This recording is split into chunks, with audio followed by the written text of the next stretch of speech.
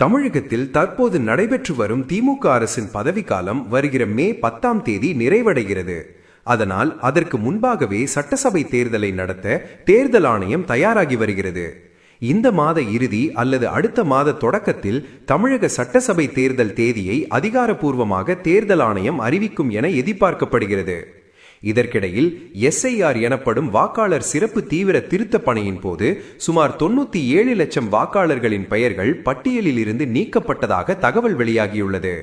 பெயர் நீக்கப்பட்டவர்களுக்கு மீண்டும் விண்ணப்பிக்க அவகாசம் வழங்கப்பட்டது. அந்த அவகாசம் இன்றுடன் முடிவடைகிறது. இதில் சுமார் 20 லட்சம் பேர் மீண்டும் விண்ணப்பித்துள்ளதாக கூறப்படுகிறது. இதன் அடிப்படையில் வருகிற 17ஆம் தேதி இறுதி வாக்காளர் பட்டியலை தேர்தல் ஆணையம் வெளியிட உள்ளது.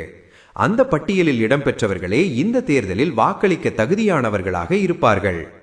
தமிழகம் மட்டுமல்லாமல் புதுச்சேரி, கேரளா, மேற்கு வங்காளம் மற்றும் அசாம் ஆகிய 5 மாநிலங்களிலும் ஏப்ரல் அல்லது மே மாதங்களில் சட்டசபை தேர்தல் நடைபெற உள்ளது. இந்த 5 மாநிலங்களுக்கான தேர்தலை பல்வேறு கட்டங்களாக நடத்த தேர்தல் ஆணையம் திட்டமிட்டுள்ளதாக தகவல் வெளியாகியுள்ளது. அதில் 2வது கட்ட தேர்தலின் போது தமிழகத்தில் வாக்குப்பதிவு நடைபெறும் என கூறப்படுகிறது.